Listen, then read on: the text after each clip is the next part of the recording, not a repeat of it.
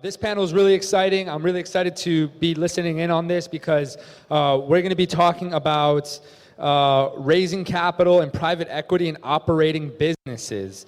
We're going to be hearing investor success stories, and we're going to be hearing from 5 teams who have been able to raise over $10 million recently for their operating businesses and for their private equity deals. So if we could please bring up our panel moderator and our panelists, please.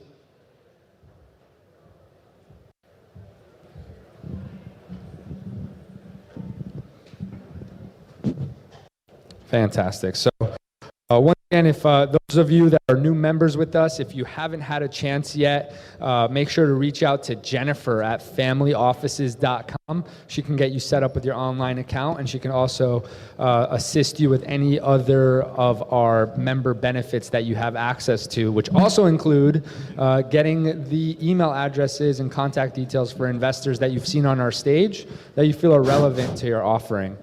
So once again, who's our moderator here today? Fantastic. Peter, thank you so much. Everybody, round of applause for our moderator and our panelists.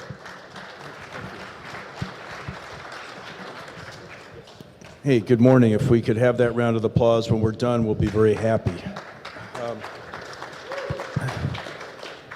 Exciting to be here. I have to say it's the first time I've been on a panel where the number of panelists exceeds the number of people in the room, but we're very pleased to do this. I'd like everybody to briefly introduce themselves and what they do, starting at the end, Fred Levinson. You guys hear me? My name is Fred Levinson. I'm a partner at McDermott & Emery. I don't know if the microphone doesn't work. I'll use yours. Now we know it works. I'm a partner at McDermott & Emery, an international law firm with 1,200 lawyers. I run the private equity group, and I've been with the firm for 14 years, and we represent private equity firms and family offices all over the world. Ryan Urich, Rycor Capital. Rycor Capital is a real estate investment advisory firm backed by 3 family offices in the Houston area. We invest on 2 platforms, the fund management platform where we sponsor value add office, industrial, retail, medical, and then our direct advisory business where we advise clients that want to build out a portfolio, wholly owned, don't want to be in a fund, 1031 exchange, things of that nature. And so that's how we execute those. I'm Patrick Hagan with Strata Trust Company. We custody alternative investments for individual retirement accounts. People take their IRA and 401k and come to us to invest in private equity, convertible debt, real estate, precious metals.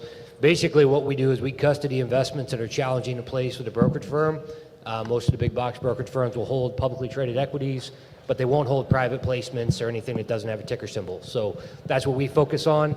It's a transactional service, kind of a need-based service, but for anybody raising capital, there's about $8 trillion in retirement funds, just in IRAs alone, not including pensions and qualified plans. Most of that is not invested in alternatives because most people don't realize that's an option. So I'm with Strata Trust. Look forward to the panel. Thanks.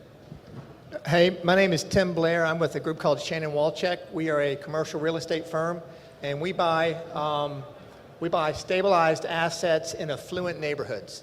More specifically, we buy unanchored strip centers with service-oriented tenants like nail salons, doctors, restaurants, stuff like that.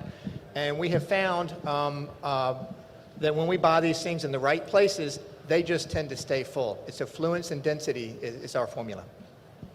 Hi, my name is Steve Schmidt. I'm a partner at Modem Investment Holdings. Modem is a private equity holding group based out of Chicago. We have 3 investments today, hedge funds, as well as an investment advisory business and a healthcare technology company. Basically, we're focused on companies that have EBITDA of 2 to 3 million or more. We're kind of agnostic when it comes to an industry. Thank you.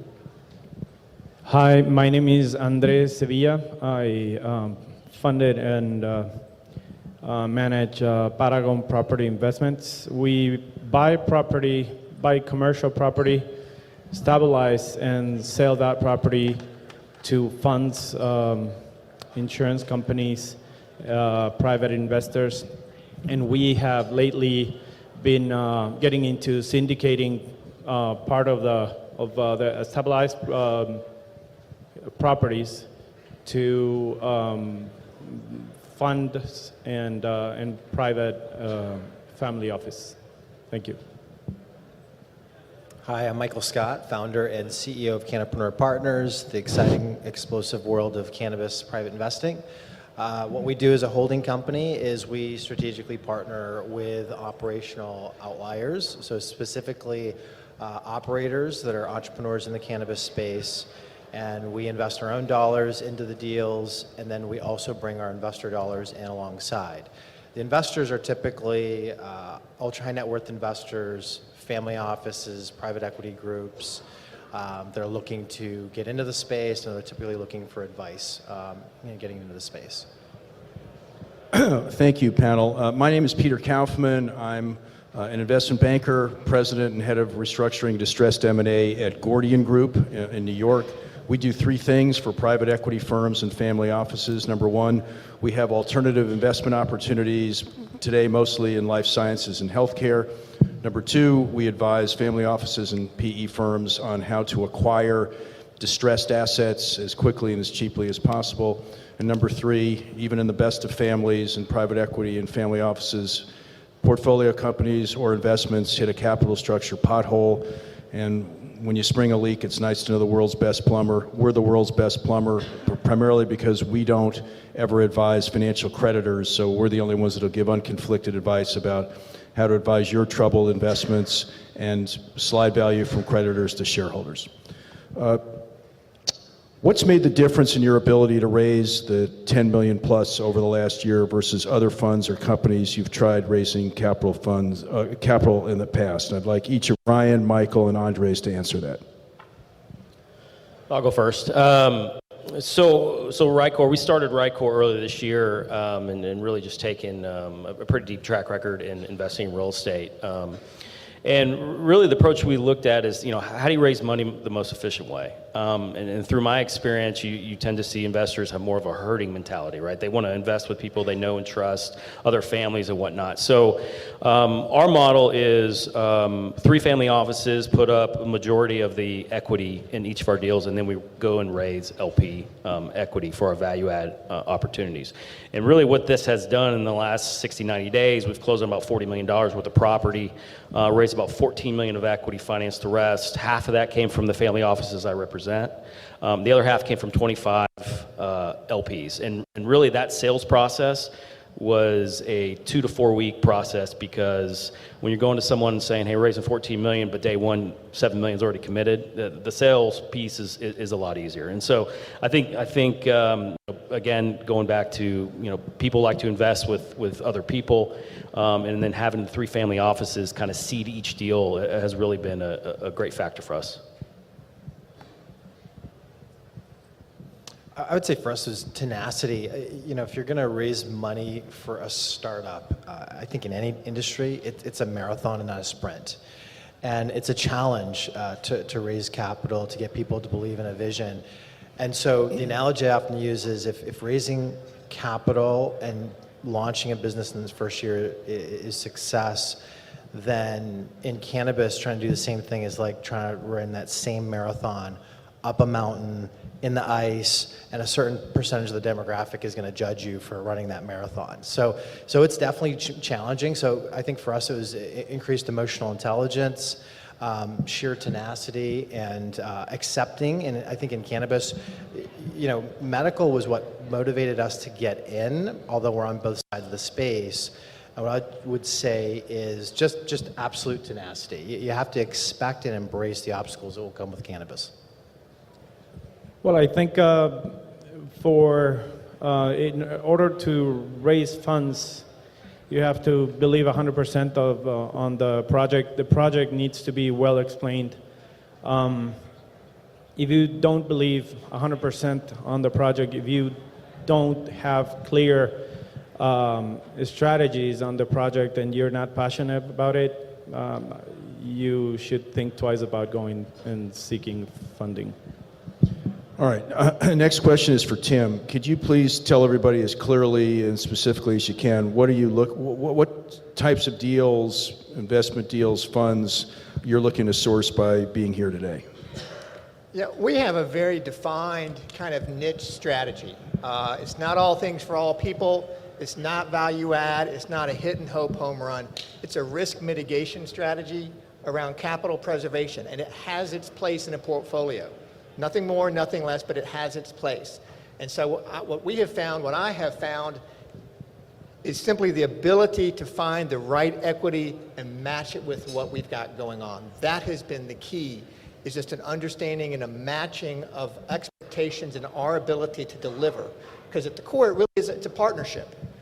And it's got to work both ways. And so the ability to communicate both ways has been fundamental to our success. Next one's for Steve. When you speak to folks at an event like this, what do you think most are missing from their investor relations processes or offerings? Where do you feel like there's a big gap for those who are struggling to make progress with investors? I would probably say the biggest gap is that they're, well, don't take this wrong, gentlemen, but too involved with the project and not involved with enough risk mitigation and explaining the risks that are involved, being prepared with, the tough questions, if you will, making sure you can articulate and show what skin you have in the game. It's nice to take other people's money, but it's also important that you have your own money in it as well. So I think those are the biggest things I could advise people on today and what we look for in a deal. Thanks, Steve. Patrick Hagan, most high net worth individuals have qualified funds, IRA, 401ks, et cetera, but very few invest in alternative assets with their retirement account. Why is that, and what should they be thinking about?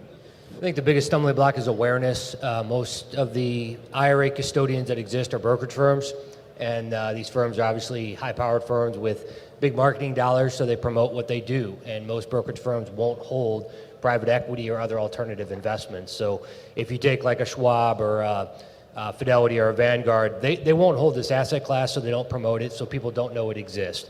So for roughly 45 years, you've been told if you have an IRA, you have a 401k, you invest in publicly traded stocks, bonds, and mutual funds. Well, you can do that, but you can also take some of that money, shift it over to a self-directed IRA and put it into private equity, convertible debt, or any other alternative investing. So from our standpoint, our biggest stumbling block is awareness and letting the individual investor know that they have options non-correlated outside of the market into alternative investments.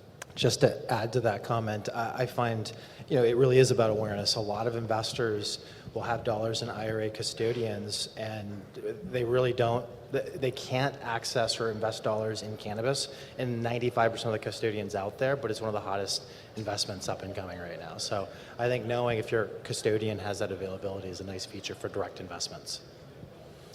Okay, well, investor success stories can come in many flavors and shapes. Fred Levinson, what should these folks do to protect their investments when they hit a capital structure or a liquidity pothole? The first thing to do is call you, Peter. But after that, depending upon what's happening either with your investment or your capital structure, is really dependent upon who you are and where you sit. So if you're an investor, you hold the asset. You really have to look at and analyze what's your benefit, what's your risk, what's your reward, and how do you really go about restructuring or shedding the asset. And there's a number of things to consider, whether it's a hard asset, what do you do? If it's a company, what do you do? How do you deal with management? How do you deal with your lenders? How do you negotiate with your lenders? And in all fairness, Peter and I have done this several times where a company or an asset have gotten in extreme trouble, and it's good company, good asset, broken balance sheet, and you really have to go up and down the capital stack and figure out how you're going to deal with the different constituencies within the capital stack, deal with management, if there is management, and really what the strategy is to either